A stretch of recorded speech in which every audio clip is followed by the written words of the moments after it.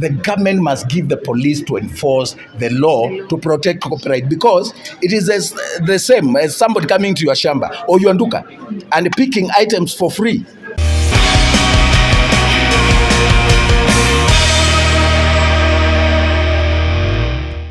Ni vile chairman amesema, we need to play more local content.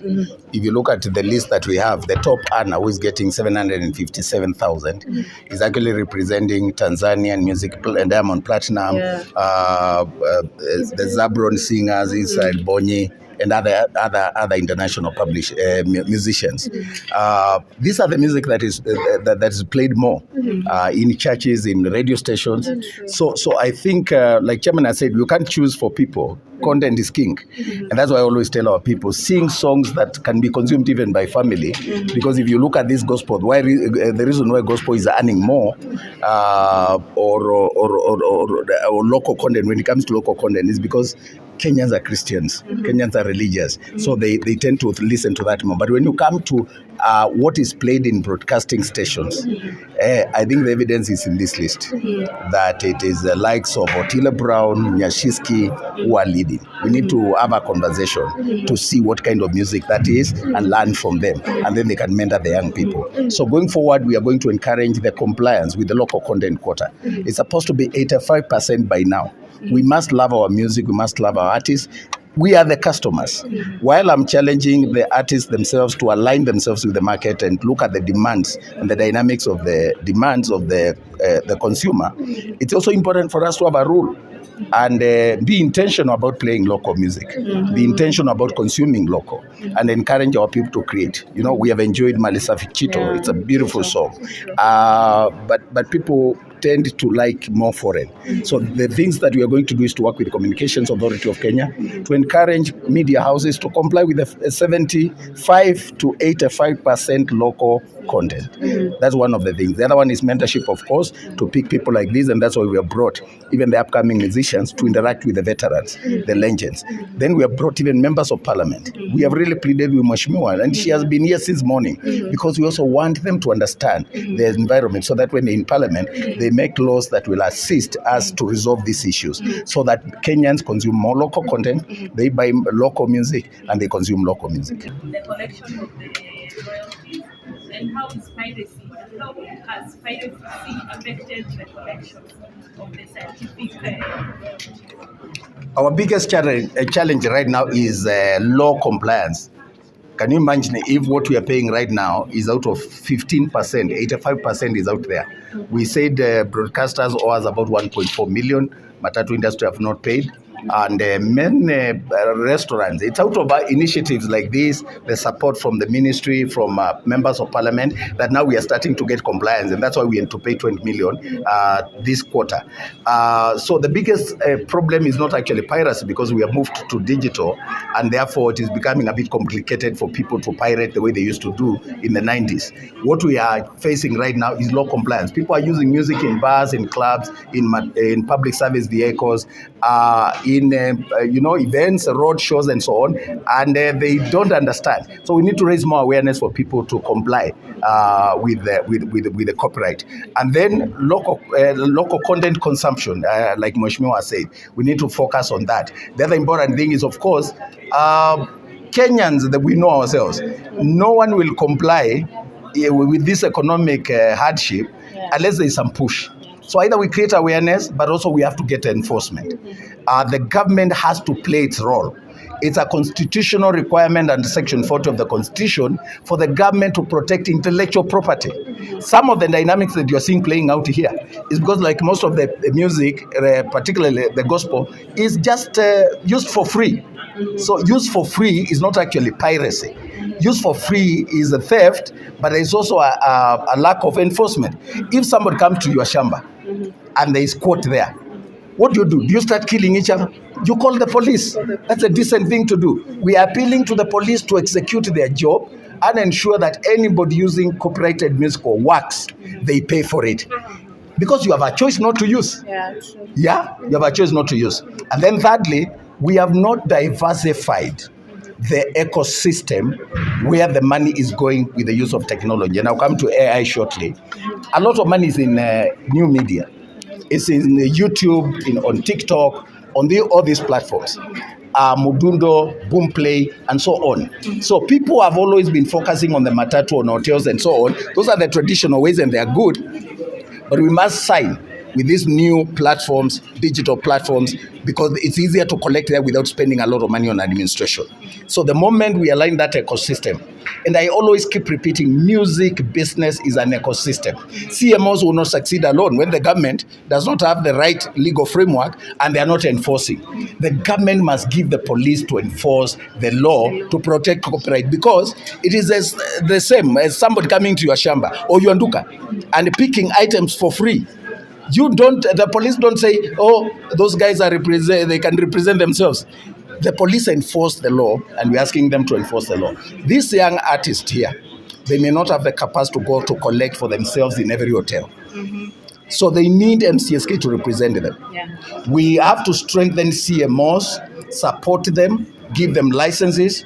And lastly, we have to also look at the issues when we're talking about new revenue stream, like Skiza tunes. Why are you only focusing on so little that we are collecting from matatus and salons? Yeah. I mean, from bars and salons. And there is billions collected from Skiza tunes, and nobody's holding anybody to account. So if we were to get that money, I can tell you, because there's a time in 2015 we paid one musician 20 million. One. Yes. Eric Wainaina. I have no shame to say. It's on record. Okay? From Skiza tunes. Then people brought the same politics. Now artists are not being paid through CMOs. We launched blank tape levy, another revenue stream. Somebody went to court. We are now not distributing that money. Thankfully, it is being collected. So if you look at the ecosystem, we can work together and coordinate. There is a lot of money out there. We can raise over 2 billion in a year and make musicians rich. But we have a duty as leaders to protect them. Yes. And maybe, Mr. CEO, looking at the next quarter, yes. Do you have a target? Maybe how much are you targeting to collect for musicians? We are actually assuming that we'll have a license, that we will not have to spend money in court. The reason we are paid 20 million is because we didn't have to get lawyers. Last year we began by taking Kekobo to court so that we have a license. Right now we have a license. We didn't have to spend that money. We have given it out to musicians. So we are assuming that all factors holding constant, we will not distribute less than what we have distributed. Our target is 100 million or more, but because we have also signed with the international community. So we can only wait and see, because it's an ecosystem.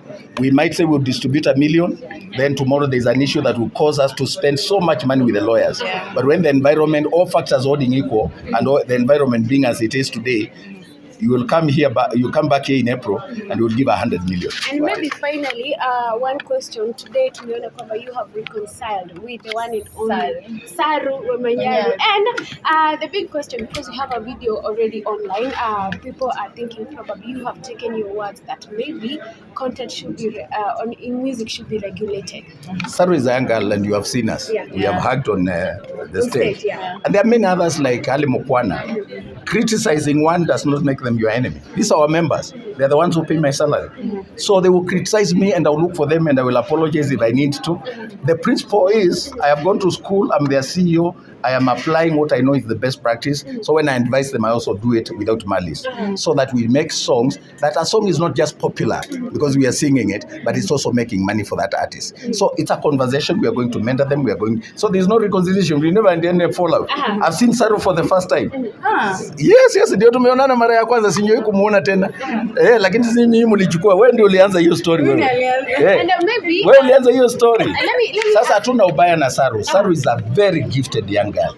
So gifted. Yeah. What I was saying is, if we only produce one genre of music and we ignore the family, we are going to have a situation where people are popular, but they are broke. So you're still, sir, the message still stands. You say the messages that go out there are not good. For one, the song she sang, Aske Vibaya Kukweni. Last time you criticized the song. Does that change now that you guys are reconciled? I have said we are going to mend our artists and our members, and we are going to have a conversation. When I said that, and you can check the clip how I put it, I was not criticizing Saru. I was talking about the context of which music is making money. I came from Kenya Film Classification Board, and I used to say it is the products consumed by the family worldwide that create money. So if you sing a song that you can't sing with your mother, you can't play it in your car, you can't play it in the house, you can't play it in the office, you are cutting off from the market. It's that simple. But that doesn't mean that she's stupid or she's not talented. No, she's an amazing, talented, musician, and that is a great friend of mine. And I know every Kenyan is waiting to hear. Have you had a conversation with Saru concerning this particular song? I am the one who invited her here. I tried. The song? She's here. We are going to be here. We'll stay here. No, the song is not an issue. Okay. We have paid her a lot of money. Do you know how much money she has got? How much? No, go and ask her. Yeah, she's among the top earners together with Madel Safi Chito. They were competing, but it's not less than 100,000. Yes. So you are here running things that don't add value on social media and go home broke. Saru has walked home with over 100,000. So, in context, I am an elder. I will help my sister. I help my brother. Steve, simple boy. We didn't have a quarrel. Yeah. But he came to the office. I even the one who registered him to Mcsk. And yesterday I looked for him. I'll tell you, some of them I even sent the money to come, and they're coming to collect their checks. That's how we mentor these people. So don't amplify small things. We have no issue with Saru. She is talented. You have seen her here. We are danced to our song, and now we are waiting to dance more. Yes. So there is no issue. But I'm just saying, when you spot such talent, then you guide them towards the products that will be bought by the family, that will be consumed by my mother. I'll consume them with my children. That's where the money is. If as a CEO, I'm ashamed to sing that song or to sing a song so and so with my children. Then where are you putting it? You're cutting it. So she's popular. She'll be popular. So you can see we have made an intention to reach out and say we are going to mentor you. Guys are talented. We are going to mentor you. But it doesn't mean that their songs are bad. Because when you are inspired to write, you write. When you're inspired to sing, you sing. But then we pick and say this is an amazing talent. This can be the next Jay-Z. Tunamumenda, tunamsaidia. So that's a conversation. We don't have a fight.